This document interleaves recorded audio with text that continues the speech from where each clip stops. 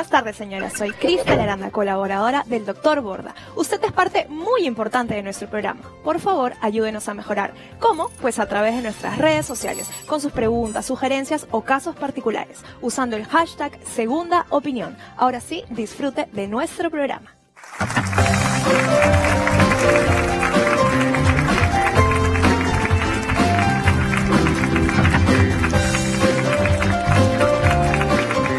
Hola, hola, ¿cómo están, amigos? Bienvenidos. Muchísimas gracias, señora, bienvenida, muchas gracias. Amigos, muchísimas gracias a ustedes por acompañarnos también en sus casas. Hoy día vamos a hablar de la grasa más común en nuestro cuerpo. Siempre hemos hablado del colesterol, el colesterol bueno, el colesterol malo, pero no recordamos que probablemente la fábrica más importante de colesterol son los triglicéridos. Los triglicéridos se comen, pero también se fabrican o se guardan en el cuerpo. La energía, la comida que no utilizamos, que no quemamos con el ejercicio, se almacena en las células grasas a manera de triglicéridos. Cuando el cuerpo requiere de esa energía, los triglicéridos se deshacen y comienza a aparecer los colesteroles. ¿De acuerdo? Entonces, los triglicéridos vienen a ser la fábrica que nosotros tenemos de colesterol, sobre todo del LDL, que es el colesterol malo. Entonces, probablemente sean los triglicéridos los culpables de esa grasa mala que termina pegándose en los vasos sanguíneos, en la parte de adentro de los vasos sanguíneos, produciendo problemas como los que vamos a ver en pantalla. Porque tenemos, por ejemplo, acá al órgano que nos da vida, que es el corazón. El corazón está coronado por estas arterias y se llaman arterias coronarias porque se corona el corazón con estas arterias. Estas arterias son las que le dan irrigación al músculo cardíaco. ¿De acuerdo? Si no fuera por estas arterias, el músculo del corazón no tendría ni alimento ni oxígeno. Pero, ¿qué va sucediendo gracias a los triglicéridos y a algunos hábitos que vamos a ver enseguida? Un paso normal, una arteria perfecta, una arteria que no tiene ningún problema. Una arteria parcialmente obstruida por esta grasita que está acá, que es un complejo grasoso que se adhiere al endotelio de los vasos, impidiendo el buen paso de la sangre. Vamos a decir que esta arteria tiene un 50% tapado. ¿Eso qué quiere decir? Que a la sangre, que al corazón no está llegando el 50% de sangre que debería necesitar. Y puede ocurrir esto. Nuestra tercera imagen, en la cual se aprecia que está completamente tapado el vaso sanguíneo, y esto implica que hay alrededor de un 90-95% de la luz por donde debería pasar la sangre, está ocluido. Entonces, ¿quién va a sufrir con esto? La esquinita del corazón, que requiere energía, pero no puede llegar porque están obstruidos los vasos sanguíneos. Esto es en el corazón, señora, pero esto mismo puede pasar en el cerebro, puede pasar en los riñones, puede pasar en arterias superficiales, en venas superficiales. Entonces acá el problema viene a ser la fluidez con la que pasa la sangre, que es obstruida por el aumento de triglicéridos y los colesteroles. ¿De acuerdo? Muy bien. ¿Qué produce aumento del colesterol y de los triglicéridos especialmente? Esto es algo nuevo, porque antes solamente se le echaba la culpa a las grasas. Pero se ha descubierto que más importante que las grasas en ese sentido ahora es el azúcar. El azúcar no gastada, o sea, cuando uno tiene azúcar, la debe gastar y se convierte en energía. Cuando uno no gasta el azúcar, se almacena. ¿Dónde se almacena? En el hígado. ¿Cómo se almacena? A manera de grasa. Esos son los triglicéridos, que cuando después uno necesita la energía, se rompen los triglicéridos y aparecen los colesteroles. Entonces, acá tenemos que el azúcar, de hecho, es un gran enemigo para combatir la trigliceridemia, que viene a ser aumento de triglicéridos en sangre. Muy bien. Toda persona que almacena energía es porque no la gasta adecuadamente o porque consume mucho. ¿Quiénes consumen mucho? Los que tienen sobrepeso. Las personas que tienen sobrepeso, una dieta no asociada a actividad física, donde no se guardan donde se guardan las energías en lugar de gastarlas, va a tener aumento de triglicéridos. Entonces, doctor, ¿cómo bajo los triglicéridos? En realidad, eso sí podemos manejarlo con dieta. Porque mejorando nuestra dieta, tienen que disminuir los triglicéridos. Existen otras causas, muy bien. Una de las causas que, por ejemplo, está totalmente comprobado, que aumenta la cantidad de triglicéridos y colesterol, es el hecho de fumar. Sí, señora, le juro que sí. El hecho de fumar altera el comportamiento de algunas grasas en el cuerpo. Y además, al no haber suficiente oxígeno, está compitiendo con dos situaciones especiales. La falta de ejercicio, el hecho de consumir más de 1000 sustancias cancerígenas, o más de 20.000 creo que son, no estoy seguro, pero todo eso contribuye también a la formación de colesterol y triglicéridos. El alcohol, vamos a ver. Cuando uno consume alcohol, está consumiendo también energía, y el alcohol se metaboliza a nivel del hígado. Entonces, el lugar donde se guardan los triglicéridos o donde se han transformado los triglicéridos en grasa viene a ser el hígado. El alcohol hace sobrecargar la función hepática. ¿Qué genera eso? Cierto grado de insuficiencia hepática, y por eso es que ahora se ve mucho más de lo que se veía antes el famoso hígado graso. El hígado graso lo encontramos sobre todo en personas con sobrepeso y que consumen mucho azúcar, muchas harinas también. El hecho de tomar alcohol exacerba esa condición. Muy bien. Y también existe un trastorno que tiene que ver con el azúcar, con la obesidad y con los triglicéridos. En este caso es una condición que ya todos conocemos como la diabetes. La diabetes, hemos dicho, es una enfermedad benigna siempre y cuando se maneje adecuadamente, siempre y cuando la persona aprenda sobre la enfermedad, se informe bien y haga caso a las indicaciones. Esto hace que cada persona se conozca, regule su dieta, haga su chequeo médico con respecto al azúcar en sangre para prevenir este aumento de triglicéridos que genera problemas vasculares importantes, como ya hemos visto. Muy bien. Existen algunas recomendaciones y lo principal es comer bajito en grasa y bajito en azúcar. En este caso, por ejemplo, tenemos avena y lentejas, que son cereales prácticamente, y proteína en las lentejas, que ayudan a barrer lo que nos va sobrando de colesterol. Los frijoles junto con las lentejas, espinaca, brócoli, el pescado, sobre todo pescados azules, junto con el aceite de oliva, la palta y algunas semillas como las nueces, pecanas, almendras. Y por último, deporte, actividad física exigente, pero controlada. Y lo real es que esto sea rutinario para que nuestro cuerpo se acostumbre a tener la actividad y gastar la energía que nosotros le metemos al cuerpo comiendo. ¡Perfecto! Muy bien, amigos, muchísimas gracias. Bueno, vamos a ir como un segundo bloque a hablar de algo que nos han pedido también muchísimo a través de redes sociales.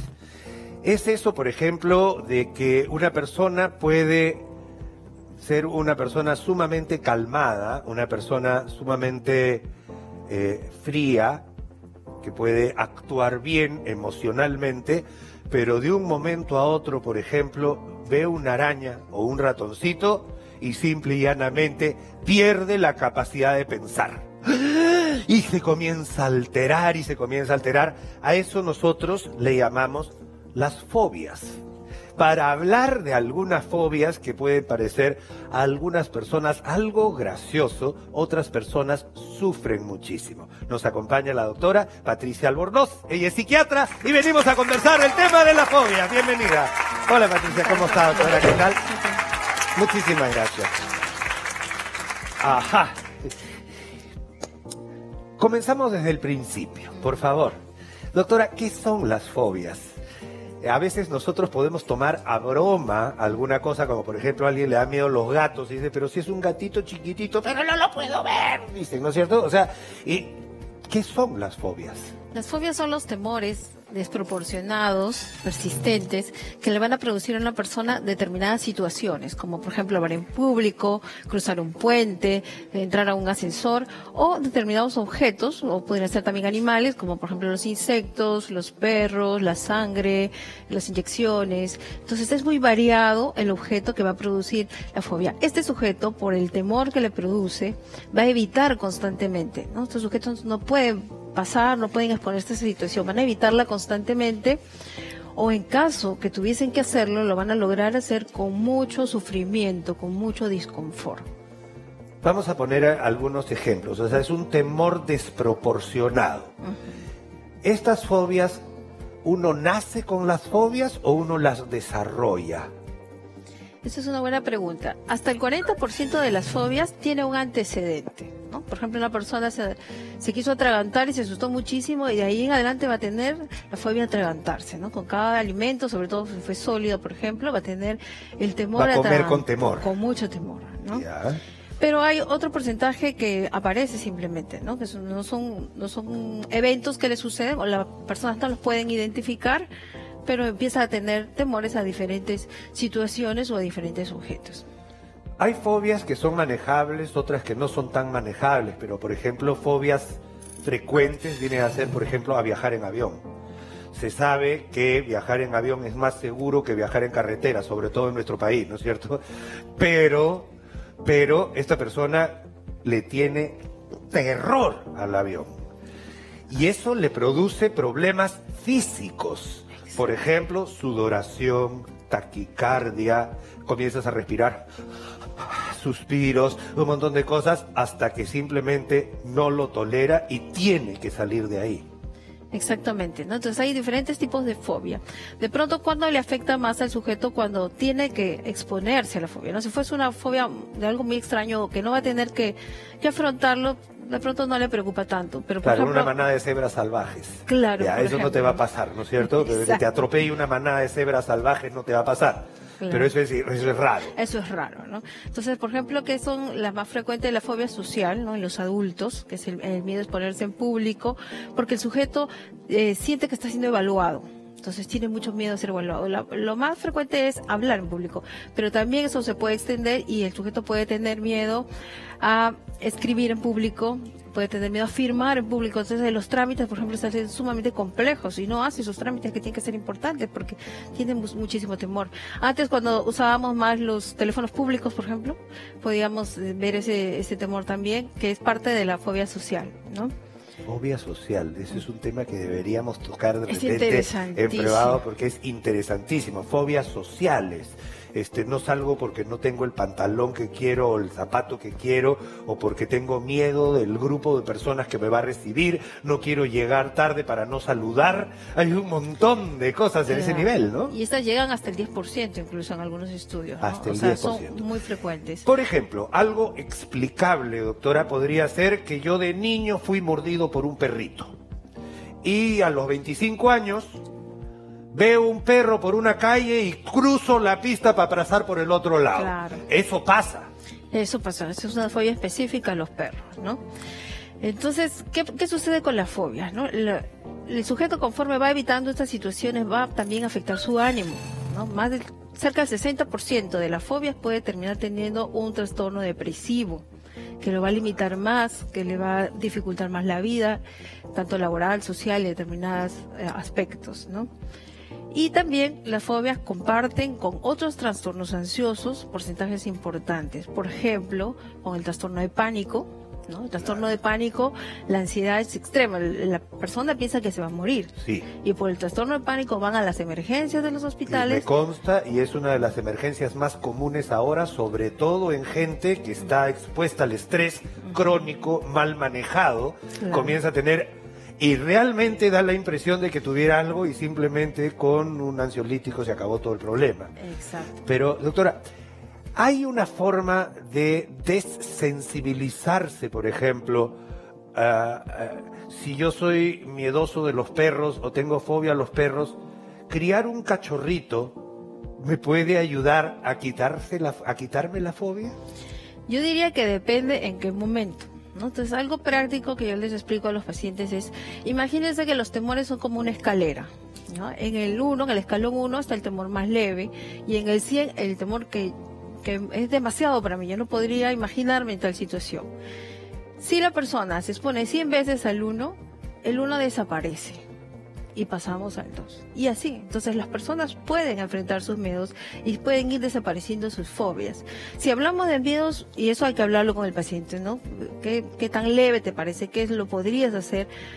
Entonces, sí hay que animarlo a enfrentarse, pero hay miedos moderados y severos, donde no es recomendable empujar al paciente que se enfrente cuando no está listo. Claro. Probablemente va a ser contraproducente. De acuerdo, doctora, me ha pasado, he visto que, por ejemplo, una persona que le tenía pánico a nadar al agua y no toleraba no tener piso, y a pesar de que esto, y amigos lo tiraron a la piscina.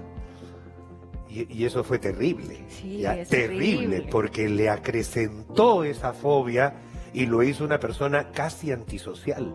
Y ese es un tema que hay que manejar más bien muy finito para poder no producir el efecto contrario, ¿no? De desensibilizar, no, sino sensibilizar mucho más. Claro. Y ese es un tema, por eso no se deben forzar estas situaciones. Sí, hay que ser muy cuidadoso con eso, y para eso hay tratamientos, ¿no?, especializados. La terapia cognitivo-conductual tiene mucha evidencia en mejorar esto, y las técnicas de exposición, ¿no? O sea, de enfrentarse de manera gradual a los objetos temidos hasta que la persona pueda vencer el temor. Perfecto. Doctora, hemos aprendido bastante porque estoy seguro que cada uno en su mundito interior tiene algún miedo en especial. Miedo a caer, miedo a la altura, miedo a los reptiles, miedo a las arañas, miedo a los ratones. Desde mi punto de vista, son miedos que se pueden controlar, pero muchas veces hay que pedir ayuda. Correcto. ¿De acuerdo? Sí, totalmente de acuerdo. Perfecto, muchísimas gracias, doctora. Muchísimas gracias, amigos. Si usted tiene una fobia y esa fobia y ese miedo le impide desarrollar una personalidad normal, entre comillas, pida ayuda. De eso se trata. Muchísimas gracias, doctora. Muchísimas gracias, amigos. Nosotros regresamos enseguida con más información aquí en su segunda opinión. Cada vez que presentamos a un especialista, aparecerá en la parte inferior de su pantalla su especialidad, su número de colegiatura y el Registro Nacional de Especialidad. Segunda Opinión solo trabaja con profesionales certificados porque usted se lo merece. Ahora sí, continuemos con nuestro programa. Amigos, muchísimas gracias. Pocas veces como hoy tenemos la posibilidad de mostrarles a ustedes los avances de la ciencia. Yo tenía 13 años cuando se describió por primera vez a la primera bebé probeta. Y era un tema sumamente discutido desde la familia hasta la iglesia, que se involucraba en este tema. Es decir, que la naturaleza da lo que puede, pero con influencia del hombre puede juntar un óvulo y un espermatozoide y sembrarlo en una mamá. Eso se hizo hace 50 años. Esta niña que nació en esa época, ahora con 50 años, dirige y comenta sus charlas cómo fue su vida al ser la primera bebé probeta del mundo. Y la gente la seguía y la prensa la seguía porque decían, ¿cuándo le va a pasar algo a esta niña que viene a ser un experimento humano para llegar después a lo que ahora conocemos como reproducción asistida? Algo que le ha cambiado la vida a millones de parejas. La posibilidad ya perdida de poder tener descendencia, pero con los avances tecnológicos poder lograrla. Y eso es algo que es producto de la ciencia, del estudio humano y de la evolución de nuestra raza como raza humana. Hoy día vamos a hablar de este tema apasionante realmente y de ver qué nos depara el futuro. Para eso nos acompaña el doctor Julio Dueñas, ginecólogo y especialista en reproducción. Bienvenido, maestro. Muchísimas gracias por acompañarnos el día de hoy. Gracias. Encantado. Bienvenido, doctor. Gracias, un placer, gracias. Por favor, tome asiento. Muy gentil. Gracias. Doctor, ¿cómo ha avanzado desde hace 50 años ahora esta posibilidad antes negada para muchas parejas? Es increíble, acabo de estar en el último Congreso Mundial de Fertilidad, ya tenemos 8 millones de bebés nacidos por reproducción asistida, 8 millones, que no están destinados a nacer, no había la posibilidad. Pero la ciencia ha avanzado tanto que nos ha dado esta posibilidad inmensa, grandiosa. Grandiosa, en realidad, o sea, sí. Hay personas que estaban destinadas a no nacer. A no nacer. Imagínese que es tremendo lo que estamos hablando. Sí, ¿no? Tremendo, increíble, gracias. No, al contrario, doctor, gracias a usted. Y más bien, ¿cómo estamos en el Perú respecto a otros sitios? Acá uno puede, por ejemplo, preservar su genética en casos muy concretos y específicos, como seguramente los conversaremos. ¿Cómo estamos en nuestro país al respecto? Yo tuve la suerte de ir a Japón, estuve 6 años haciendo un doctorado en reproducción humana, hace 16 años regresé, y de esa época a ahora prácticamente tenemos todo lo que el mundo externo tiene. Imagínate cualquier tipo de tratamiento o cualquier tipo de técnica o tecnología, tenemos todo. ¿Qué suerte tenemos? Todas las posibilidades para poder hacerlo. Y a costo peruano, que es lo más importante. Y a costo peruano. Es lo más importante. Muy bien. Hemos hablado muchísimo, doctor, que la fertilidad es un tema de pareja. Así es un tema de dos. Así es. Pero vamos a suponer, por ejemplo, que por alguna condición, por ejemplo, quimio, radioterapia en alguna dama, que pierde la posibilidad de tener óvulos por estos problemas post-tratamiento que eventualmente se dan. ¿Se pueden preservar los óvulos, por ejemplo? Sí, totalmente y rotundamente sí. Pero más importante que esto, que es muy importante, la posibilidad de una dama que va pensando en hacer una vida de una satisfacción personal, profesional, autorrealización, y que la mayoría de las mujeres en el Perú buscan recién tener bebés 31 años, 40 años, 31, 35. Así es, a partir de los 35, 38, 40, lamentablemente a veces muy tarde. Este grupo grande de damas, que son las que realmente se benefician de la congelación o preservación de óvulos, está dirigido todos nuestros esfuerzos. Por supuesto, como dijo el doctor Borda, aquí van a recibir tratamiento oncológico, quimioterapia, radioterapia o una cirugía del ovario que le va a disminuir, tenemos que actuar inmediatamente. Pero el gran grupo es aquellas que creen que todavía a los 38, 40 tienen la oportunidad de tener bebés o cuando ellas quieran, lo cual no es verdad. Perfecto, doctor. Sí. Hay algunos tipos de reproducción asistida. Sí. ¿Nos podría aclarar cuáles son esos tipos y cómo es que uno puede optar por ellos? Sí, muy bien. Vamos a tener muy importante la edad, como hablábamos, porque de acuerdo a la cantidad y la calidad de óvulos que tenemos. Entonces la mujer lamentablemente tiene una limitación, que es la cantidad de huevos con que nace. Claro, la mujer nace con un número determinado de huevitos. De huevitos. Okay. Sí, esto habitualmente al nacimiento es 1 millón de huevos, que es bastante. Pero a la pubertad, o sea, cuando tiene la primera regla, ya que tiene 400.000. Y a partir de este momento pierde 200 óvulos diarios. De manera que cuando llega a los 40 solamente tiene 1.000 huevitos, 1.000 óvulos. De este millón, al inicio, recuerden, 12, 13 años menstruamos primera vez, hasta que tenga 40 o 42 más o menos, que es el tiempo de edad reproductiva, solamente tenemos 400 huevos que pueden ir a bebés. 400. O sea, perdemos una gran cantidad de huevos y la mujer nació con esa cantidad y eso es todo lo que tiene. Mientras que el varón va a seguir produciendo espermatozoides hasta que se muera. Buenos o malos, pero van a producirse. Entonces, acá tenemos un tema de cuáles entonces los tratamientos. Básicamente, menos de 30 años, si el ovario está trabajando bien, hay buena calidad de esperma y las trompas están más o menos bien, y es una cuestión de darle una empujadita y ya intentaron embarazo pues más de un año, en parejas de 30 años o menos, hay que hacer probablemente una inseminación intrauterina, que es un tratamiento relativamente fácil y económico. Básicamente se introduce el semen del varón en el útero y manejada la ovulación a través de ecografías para buscar exactamente el momento oportuno en el cual uno va a hacer ese tema, ¿no es cierto? Doctor es más experto que yo. No, bueno, maestro, muy bien. favor. Y la segunda es la fecundación in vitro, que ustedes han escuchado bastante, que ya es cuando la dama tiene más de 30 años, habitualmente 32, 34, 35, la cantidad de óvulos ya está disminuida. Puede también que el esperma no esté en buenas condiciones, o hay una ligadura de trompas o una obstrucción de trompas. Bueno, hay varias causas por las cuales hacemos ya un tratamiento en el cual, como dijo el doctor Borda, vamos a estimular al ovario para que produzca todos los huevos que pueda producir. Y estos, en un momento determinado, vamos a aspirarlo en el laboratorio de reproducción sitio, vamos a sacar uno por uno, y estos vamos a fecundarlos con el esperma previamente preparado, previamente lavado, todo esto que hacemos en el laboratorio, y lograremos embriones que vamos a colocar dentro del útero. Esto ya es un trabajo fuera del útero, donde el óvulo se junta con el espermatozoide, se obtiene un embrión y eso se siembra en la mamá. Así es, perfectamente bien. Ahora, la limitación está, como decíamos, en la edad, la calidad de los huevos, la cantidad, porque también igual, estimulamos óvulos, pero no significa que porque tenemos 7, 8, 10 óvulos, van a tener 7, 8 hijitos.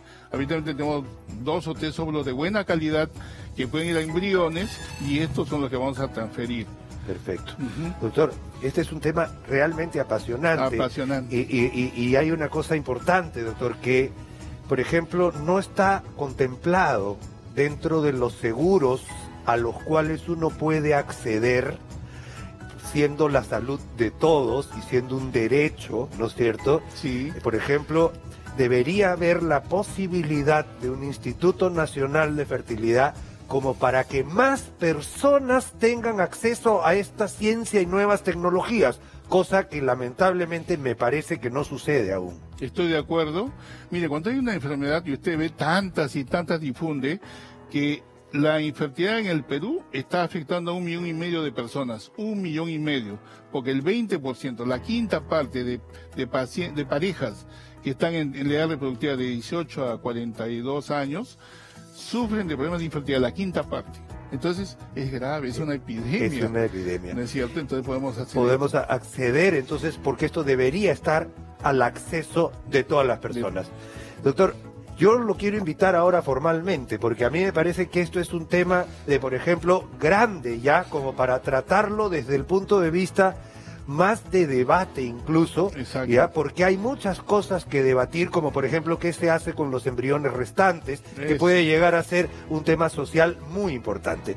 Maestro, esto es un pequeño bloque de lo que en el futuro quisiéramos hacer para que nuestros amigos que nos ven nos entiendan claramente que ya en el Perú tenemos los mecanismos y toda la tecnología. Lo que falta probablemente es adaptarla a nuestra realidad nacional. Es verdad, es verdad. Perfecto. Es verdad, perfecto.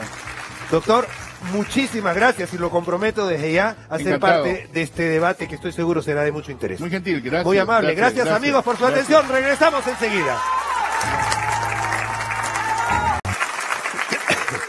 Amigos, muchísimas gracias. Por favor, les ruego mucha atención y quiero que se fijen bastante en lo que es el título de esta conversación. Alimentos para prevenir el cáncer. Quiero hacer hincapié a usted, señora, a usted, señor, que nos están viendo, porque últimamente hemos visto distintas publicidades que incluso recomiendan cambiar la alimentación, incluso abandonar algunos tratamientos para tener una alimentación de alimentos mágicos, milagrosos, que te van a ayudar a curar el cáncer.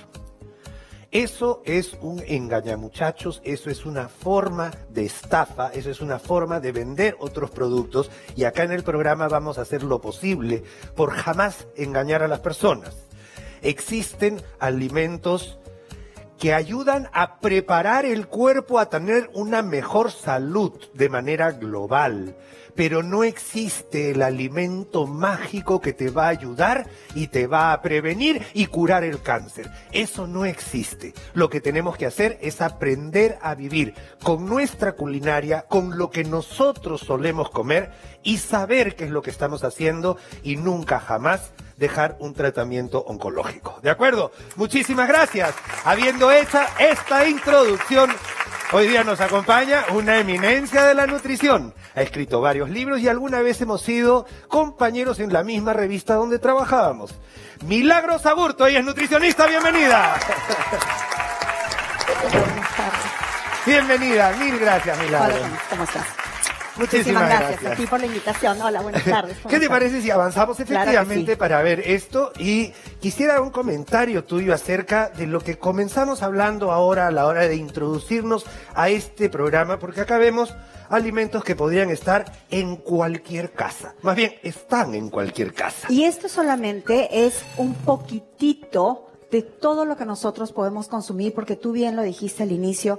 El Perú, siendo un país tan grande en su gastronomía, costa, sierra, selva, norte, centro y sur, tenemos millares de preparaciones y de alimentos que deberíamos incluirlos correctamente. El tema no es que nosotros nos quedemos con la fijación del alimento, la lenteja es buena, o el brócoli, o la papa, sino de cómo vamos a insertar esto en nuestra alimentación diaria y qué vamos a hacer nosotros 24 horas, los 7 días de la semana, para tener una mirada integrativa, holística, 360 de lo que es una vida saludable. Una vida saludable no solamente es comer bien, sino también hacer actividad física diariamente, aunque te lesiones de vez en cuando, ¿no es cierto?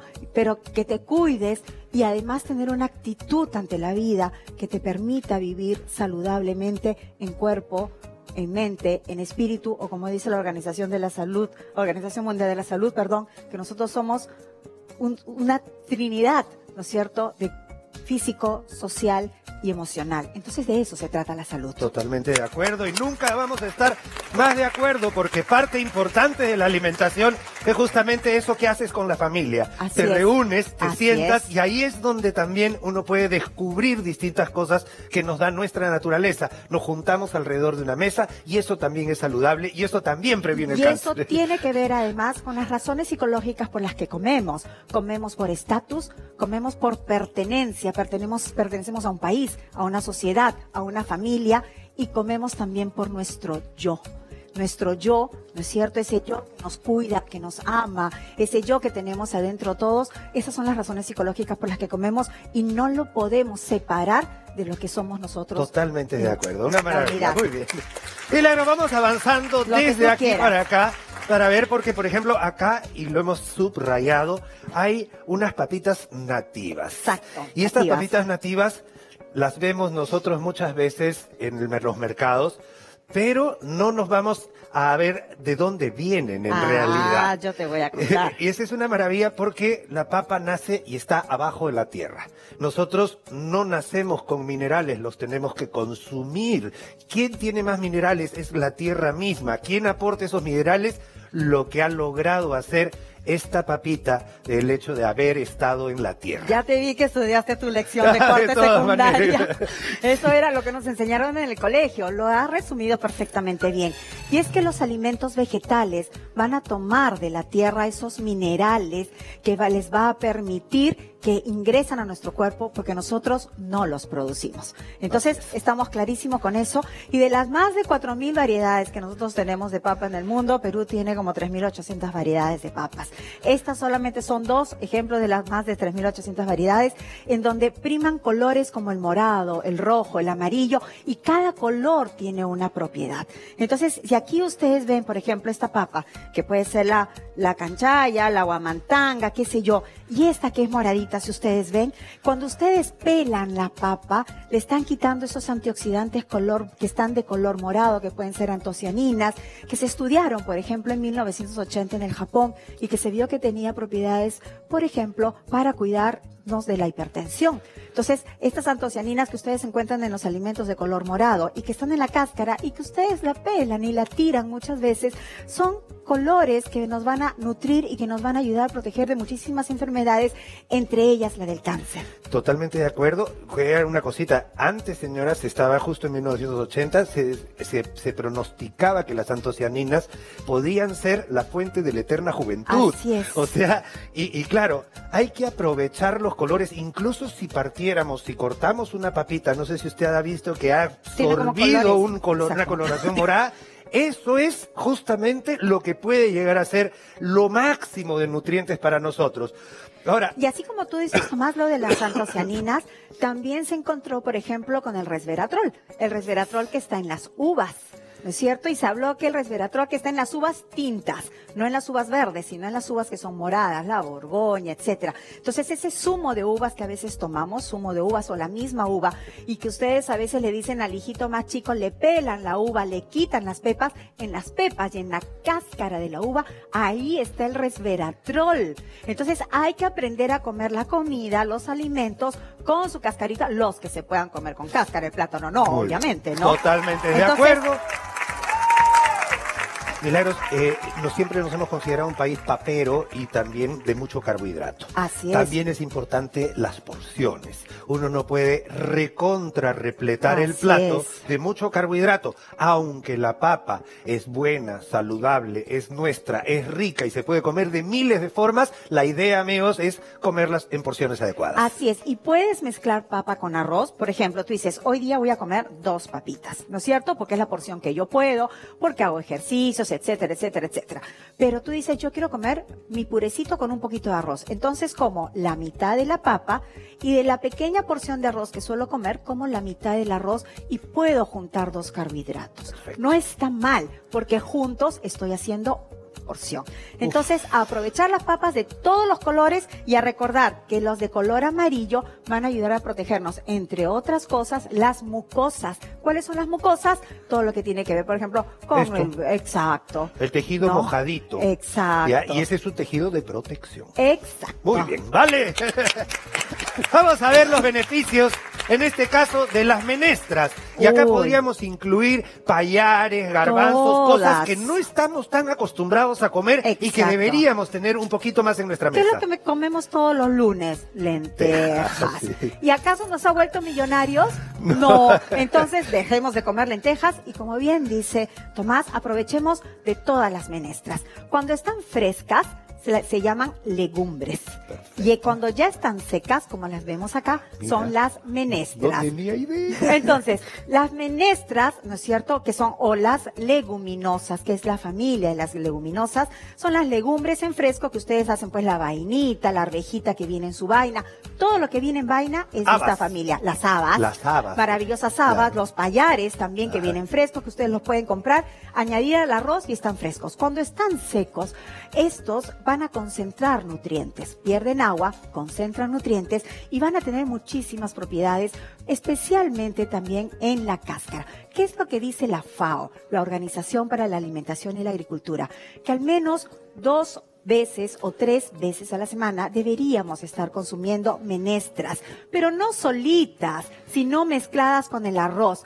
Sí, juntar 2 carbohidratos, pero en las cantidades adecuadas. ¿Cuál es la fórmula adecuada para combinar menestras con cereales? Que puede ser arroz, quinoa, cañigua, lo que ustedes quieran, trigo. Mezclan 2 porciones de cereales por 1 porción de menestras. Y si a eso uno le agrega la vitamina C, que es súper importante para la absorción del hierro, por ejemplo, estás comiendo eso con una ensaladita de tomate, pimiento y cebollita, por ejemplo. Me acuerdo que mi profesor de fisiología, cuando nos explicaba la reducción del hierro, todas esas cosas raras que aprendemos nosotros, decía, la tradición popular sabe muchas cosas. Sabia. Por eso es, ¿de acuerdo? Muy bien. Muy bien. Ya, entonces acá tenemos muchas sustancias buenas, acá tenemos también vitaminas, minerales, antioxidantes y también ayuda a adelgazar. Vamos a preguntarnos ya en otro programa, si me invitan, les voy a contar cómo con las menetas adelgazan. Perfecto, no, vale. Acá tenemos... Dice, mandando el cherry despacito. Acá tenemos, perfecto, pescados. Y además estos pescados ahora vienen de piscicentros, exacto, de piscicultura, piscigranjas, todo lo que tú le llamas. Y acá tenemos a un pescadito que no está tan valorado como podría estar. Así es. Entonces, ¿qué pasa con los pescados? Además que estos pescados, y especialmente si son pescados de aguas frías, van a tener mucho omega, el omega de la familia omega 3, que es un ácido graso de cadena larga que nosotros no lo producimos y que tenemos que consumirlo de los pescados y un poco ahí en las algas. El cuerpo puede producir, es verdad, a partir del consumo de algunas semillas como el ajonjolí, linaza, chía, etcétera, pero en esta conversión química que tiene que hacer el cuerpo se va a perder y se va a diluir. Entonces es mejor comerlo del pescado. Este omega nos ayuda a protegernos. Sin embargo, no es que solamente ustedes tienen que fijarse en pescado. No, tienen que saber combinar con otros alimentos y con otras semillas para que tengan un buen equilibrio de todos los omegas que nosotros necesitamos. El omega 3 cuida mucho el corazón, cuida las arterias, ayuda al crecimiento, tiene que ver con la protección, también con la depresión, etcétera, y muchas otras enfermedades. Totalmente de acuerdo, nunca me voy a olvidar y siempre lo repito, mi mami me hacía tomar aceite de hígado de bacalao, que era horrible en realidad. Claro, pero ahora en las anchoas, en las sardinas, en el bonito todo. Y todos Caballa, esos pescados, jurel, todos esos pescados. y no boten la carne negra del pescado, que es No. la más importante en este caso, ¿de acuerdo? Muy Ahí bien, es donde ahí está es el donde omega, está. además, ¿ah? Ojo, ahí es donde está el omega. ¿Qué tenemos acá? Porque acá veo dos cositas y Maravillosas. Bueno, a ver. Acá, a ustedes les gusta el Salvado, trigo vaya. porque ustedes comen pan, ¿no es cierto? Sí. Comen fideos y comen el trigo tal cual. Bueno, el trigo tiene una ropita que va encima, que es la fibra, el salvado. Y el salvado de trigo, que es este que ustedes lo ven medio color como Que parece oscurito. acerrín. Que Mira, parece de verdad acerrín. parece acerrín. Y pero- puede saber a acerrín también. Pero el salvado de trigo, como las otras ropitas de la avena, del arroz, etcétera, el salvado, lo que nos va a ayudar es cuando ingresa al organismo, es a retener agua para que nosotros podamos evitar el estreñimiento. Entonces, y cuando nosotros evitamos el estreñimiento, de alguna manera también estamos ayudando a cuidar el colon y a botar Y barremos como escobita. todo lo que nos sirve. Ojo, sabemos que también muchas de las cosas, muchas de las enfermedades, entre ellas el cáncer, la obesidad y etcétera, tiene que ver con el cambio de lo que hay en los intestinos de nuestra flora. Cuando la flora cambia, también puede aparecer enfermedades. Entonces hay que equilibrarla y para eso evitar el estreñimiento Es y fundamental. tener una buena salud. Ahora, acá tenemos la cascarita de afuera, ¿no el es cierto? vestidito, El que es la vestidito. fibra pura. Pero acá tenemos lo otro, que es lo que está adentro. Así es. Y que eso se llama el germen. El germen de trigo, en este caso, es de donde nace la nueva planta. Y mientras el salvado es rico en fibra, el germen es rico en grasas, en proteínas, en minerales, en sustancias que se han visto que pueden ayudar a mejorar la musculatura. Entonces, fíjense que no se trata solamente de que, ay, el salvado es bueno y solo compro salvado. No, hay que comer todito, el salvado, el germen. Y ustedes lo pueden echar cuando hacen una tortita, lo muelen con la harina en un molinillo, qué sé yo, y pueden hacer una tortita con el germen, con el salvado. Su torta ya deja de ser una torta, un quequito tan simple, lo enriquecen y están teniendo una buena nutrición. ¡Fabuloso! Por último, estamos viendo prácticamente todos los grupos grandes de alimentos, Así es. porque tenemos carbohidratos, tenemos proteínas de origen animal, de origen es. vegetal, tenemos la fibra y ahora tenemos el origen de donde de verdad se sacan las vitaminas y los minerales, Así que es. son estos vegetales y de todos los colores, señora. Ese es Así un secreto Ese también. es un secreto. 5 colores y tomen nota porque a ustedes ya les veo una cara de ser unas súper buenas alumnas. Los 5 colores. Los colores son los primeros, naranja, amarillo, ¿no es cierto? Naranja, amarillo, esa es una familia. De ahí tenemos el rojo, tenemos el verde, el morado, el blanco, ¿no es cierto? Naranja, amarillo, verde intenso, rojo, morados, blancos y verdes. Esos son los 5 grupos de colores principales que tienen que ver con lo que nosotros vamos a encontrar acá. ¿Por qué el verde intenso? Esto es muy rico en betacaroteno, que les dije que es un antioxidante que cuida las mucosas. Lo que pasa es que la clorofila, que le da ese color verde, es la sangre de las plantas. Exacto, es tan fuerte que encubre a la planta y no deja que nosotros veamos que es amarilla o naranja. Pero es rico en betacaroteno todo lo que es naranja, amarillo y verde intenso. Acá hay fibra, acá hay minerales, acá hay sustancias bioactivas que se han descubierto que pueden ayudar también a prevenir el cáncer. Tenemos la zanahoria rica en provitamina A, los pimientos, por ejemplo. A ver, esto sí, ¿a qué cámara le voy a hablar? Porque esto sí es como un mensaje a la nación. Ahí está.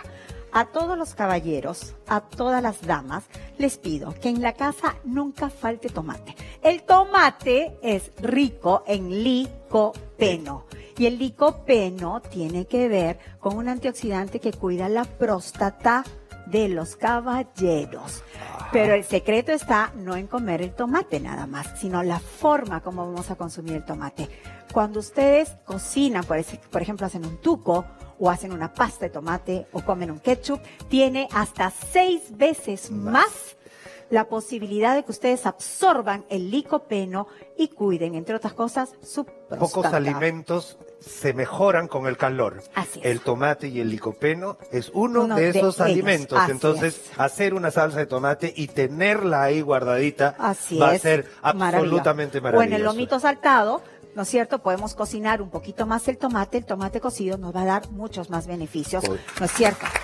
Claro. Lo que no significa que no comamos tomate crudo. Ojo, Ojo. Entonces, tenemos las berenjenas, por ejemplo, el color morado, la lisina que está en el ajo, ¿no es cierto? En el poro, en la cebolla. Entonces, cada alimento, y eso que no hemos hablado de las frutas porque ya no nos alcanza el tiempo, pero cada alimento tiene una razón de ser que nos va a ayudar, por supuesto, a mantener la buena salud. Ha sido un placer, Milagros, tenerte acá. Gracias. Además, con esta clase de nutrición, basándonos principalmente en lo que son comida saludable. Hay que entender que la comida saludable se basa también, sobre todo, en el equilibrio de todas las comidas que existen. Nuestro país, un país rico en la culinaria y mezcla todos esos alimentos. Muchísimas gracias, Milagros, ha sido un placer.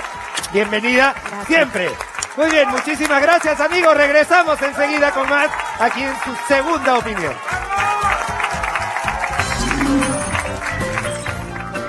No cabe duda que hemos aprendido mucho el día de hoy y aún no terminamos. El doctor Borda entra en consulta con su semáforo de la salud, así que esté muy atento. Papel y lápiz, señora. Muchísimas gracias. Después de este programa solamente nos queda despedirnos con 3 consejos en 3 palabritas que van en nuestro semáforo de la salud. Hemos puesto en rojo y siempre lo pondremos así.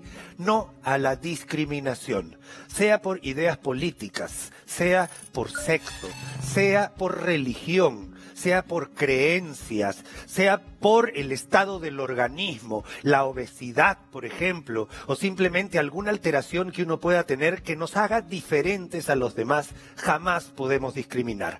Estamos seguros que en un país con integración es todo lo contrario a discriminación. Un país que tiene integración también tiene integridad. Y de eso se trata. Amigos, la ansiedad siempre es un signo de alarma, pero la ansiedad no siempre es mala. Por ejemplo, cada vez que vamos a salir en este programa, nos sentimos un poquito ansiosos por tratar de comunicarles todo lo que queremos decir. Pero la ansiedad, llevada a extremos, puede llegar a ser fuente de un estrés no bien controlado. Por favor, amigos, si usted tiene en algún caso, ansiedad, pérdida de sueño, o sea, insomnio, si usted está teniendo una especie de crisis de pánico, esa ansiedad puede ser signo de algo más profundo, la depresión. La ansiedad puede corregirse también con hacer una buena terapia de ejercicios. Suelte eso que tiene adentro, levántese temprano en la mañana y haga ejercicio constante. Correr una sola vez no nos ayuda. Correr 4 veces por semana puede ser la medicina ideal para la ansiedad. Muy bien. Y por último, estoy seguro que todas las personas que hacen y que dan un abrazo con amor, con cariño, con entendimiento, se sienten mejor, no solo por recibir el abrazo, sino también por darlo. Eso es una gran verdad. Así que abrace todo lo que pueda. Nos vemos, gracias. Hasta luego, chao.